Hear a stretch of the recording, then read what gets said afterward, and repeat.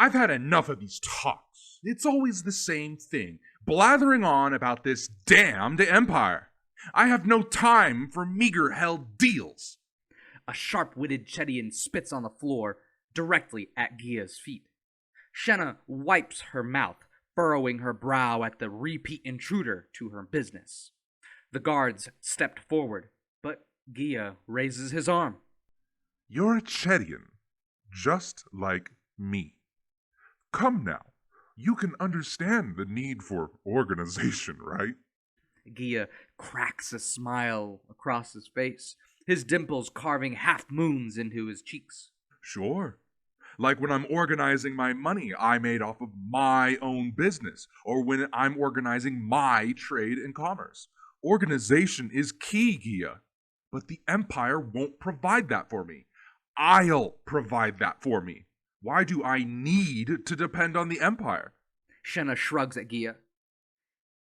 That certainly will be enough. As representative of the Empire, I only ask that you consider your establishment. First and foremost, I'm here on a diplomatic mission for everyone in this town. At least hear my reasoning. Gia is cut off by a sudden standing of the men at the bar. Everyone at once came to their feet soon after. Gia's already white face suddenly perspirated. A small bead of sweat rolled down his face as one of the largest Brahmin folk he has ever seen in his entire life came to the doorframe.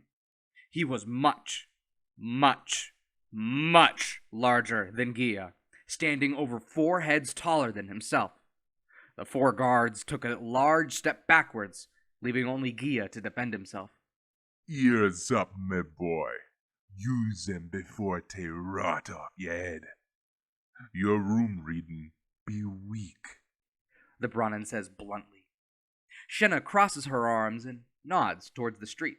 Multiple people came from their huts, armed with little more than blades and blunt tools. And rot they will, Gia.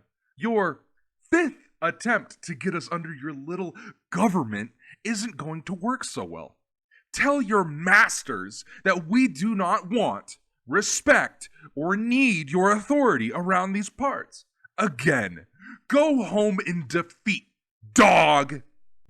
Shenna snaps at Gia, obtaining a drink from inside the bar and quickly dousing Gia's head with the solution. Everyone bursts into a rancor of laughter, returning to their daily lives and celebrations. Gia, however, was right bent furious. He stomps off with his guards, moving quickly as food was being thrown at him and his men. Dog, I'll show you, he mutters.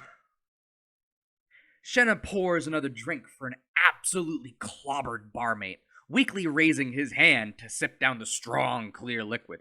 It was barely palpable to Shenna, but she liked the drinks that were more flavorful and less lethal to ingest. She pats the accusant on his head, leaving his side to tend to other clients. She was definitely happy at what she did, serving drinks for passing merchants and mercenaries.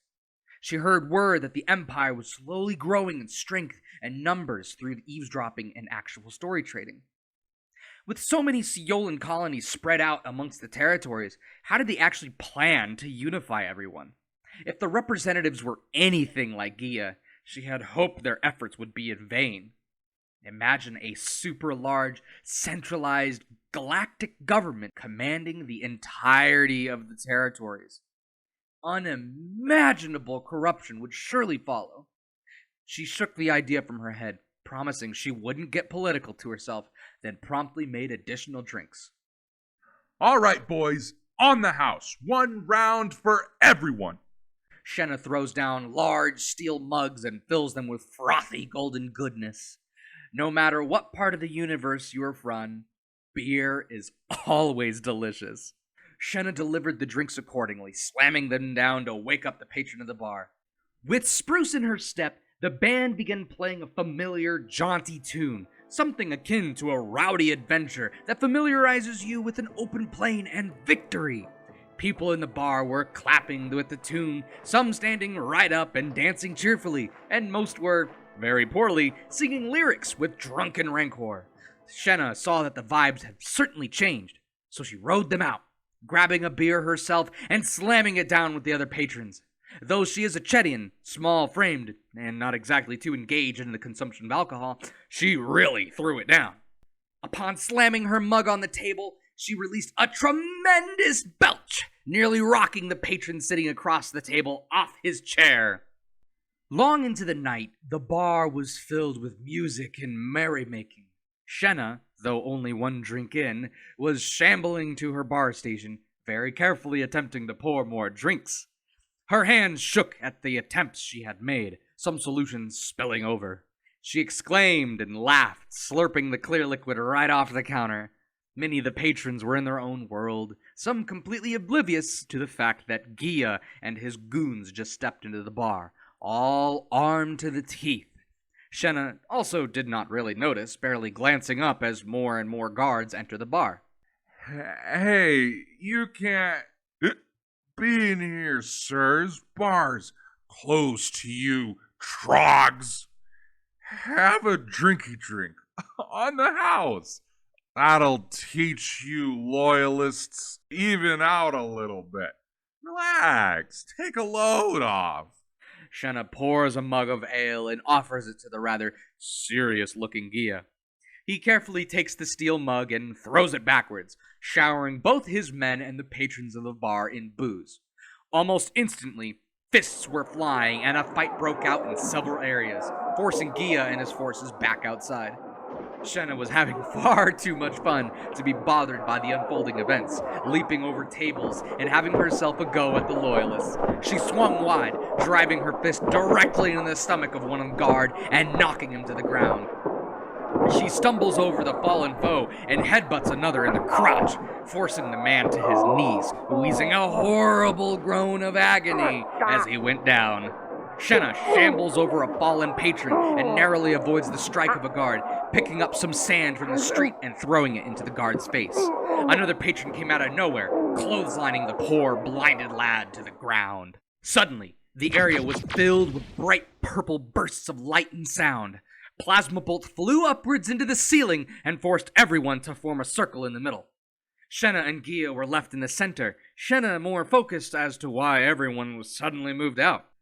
Hey, that's cheating. We're only trying to live free, living as we choose, as long as we don't hurt anyone. Why are you ruining that for us, Gia?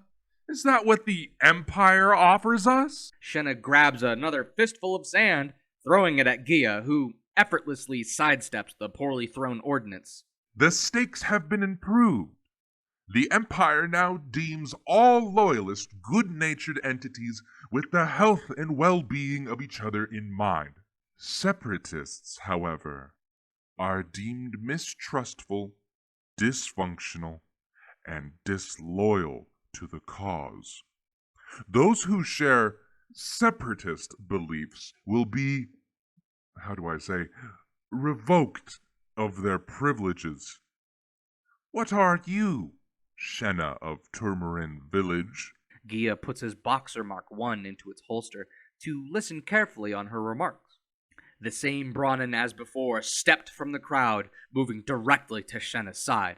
Error we has ourselves a saying, one which your loyalist dogs cannot comprehend. Live free or die. The Brahmin cracks his knuckles, the sound reverberating off the walls and the street.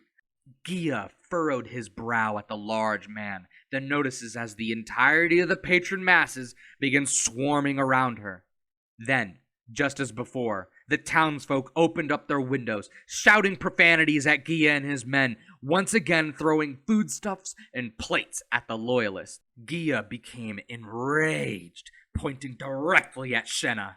You will know fear, Shenna of Toumarin Village!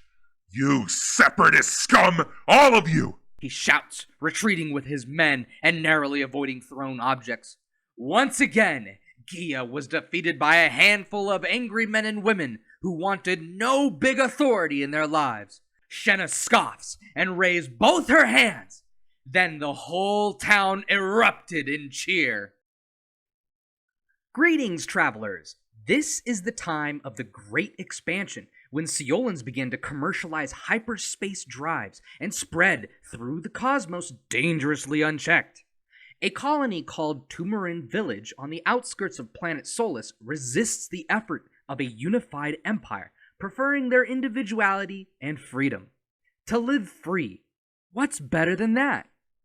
If you like this story, please like, subscribe, and turn on the notifications to hear about my next video. For now, good ventures on your journey, and may we see each other soon.